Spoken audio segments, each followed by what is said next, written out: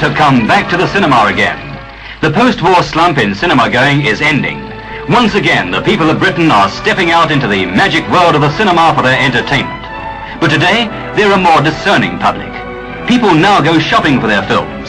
Films must be better, not only bigger. Cues like these create trends in filmmaking. A mammoth multi-million-pound industry is built on a queue of people waiting to pay their money at the box office. For this queue, only the best is good enough. A projection room in a modern cinema can contain equipment costing thousands of pounds. The film the projectionist handles so carefully may have cost $1 million to make.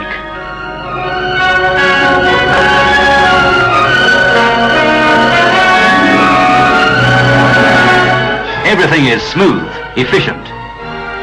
Today's films are made for a variety of shapes of screen. Some screens are still almost square, others are wider. And wider. And wider still. Most modern cinemas can easily accommodate a wide screen. It's not a matter of size, but of ratio. In the 1920s, 300 or 400 people would pack in to see films like Coming Through the Rye with Alma Taylor.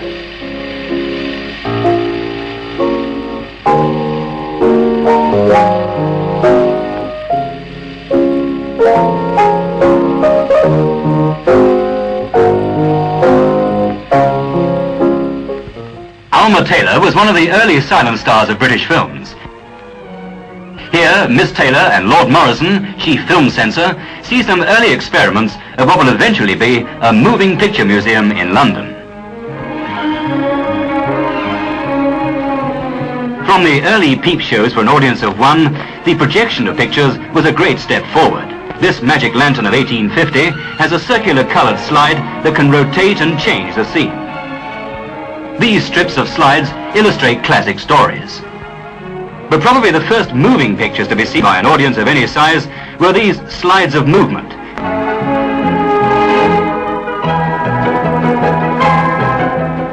They would be projected on a lantern like this, known as a biunial lantern, able to dissolve one slide into another.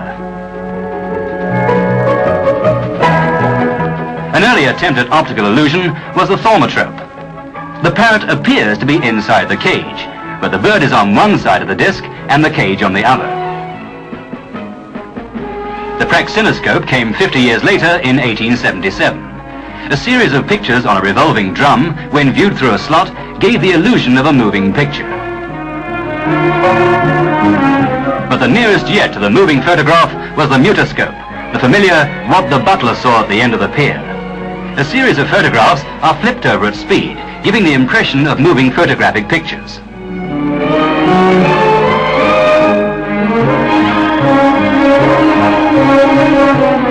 Then the theatrograph. Animated photographs shown on a hand-operated projector similar to this one, which generates its own electricity for illumination.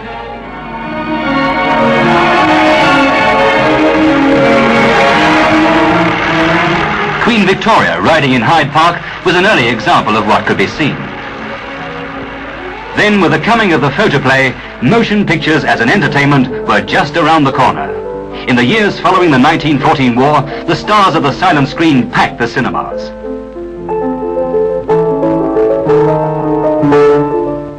"1925 brought the first full-length color feature, Douglas Fairbanks in The Black Pirate. Then came sound. The silent screen was dead, killed by the talkies overnight. With the jazz singer in 1928 and the singing fool, Al Jolson had the world at his feet. The talkies swept in the 30s, bringing with them an eruption of cinemas all over Britain. By 1939, there were more than 4,000. Some of them super cinemas seating 3,000 or 4,000 people each. But times and tastes change. Today's new cinemas are more modest in size, more luxurious. Sometimes a cinema will be incorporated into the plans for a new office block.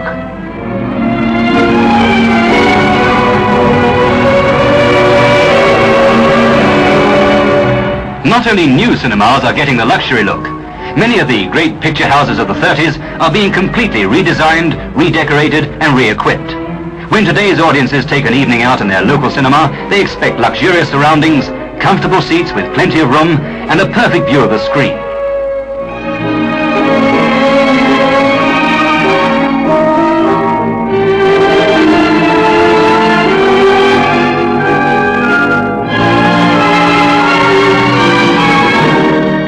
One organisation alone is spending £1 million a year on refurbishing its cinemas. The goal of these vast schemes, this Operation Luxury, is the queue at the box office. Nothing is too much trouble.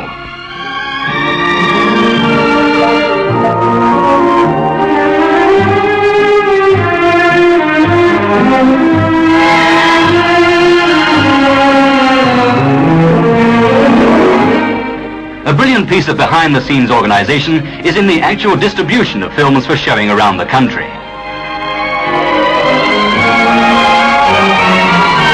After close down on a Saturday night, the cases of film are put out by the cinema projectionists ready for collection.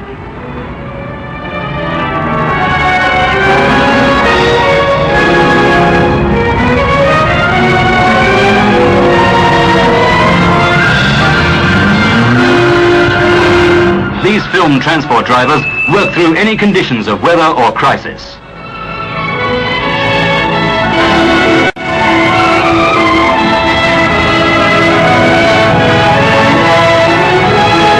Programs must be collected and delivered between close down on Saturday and opening on Sunday. No mean feat when you consider that this one centre at London's Park Royal covers more than 800 cinemas in places as far apart as Bournemouth and Norwich. Similar centres operate in every area of the country.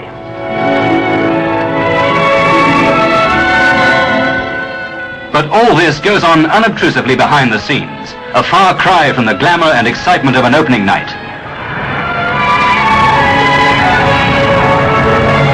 Soon the familiar faces of the stars are seen. The crowds smile and cheer and whisper, "Isn't he handsome? Isn't she lovely? I've heard she's very good." In the country or the provinces, in the suburbs or in the heart of London's West End, the cinema's magic formula works the same old witchcraft. The house lights dim, the curtains whisper back. The show is on.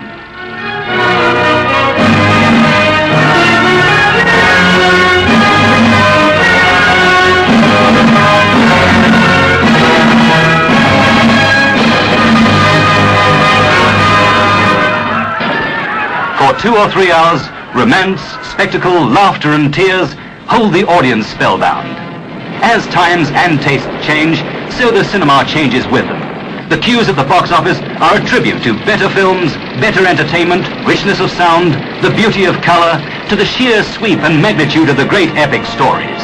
The queues that have come back to the cinemas are a tribute to success.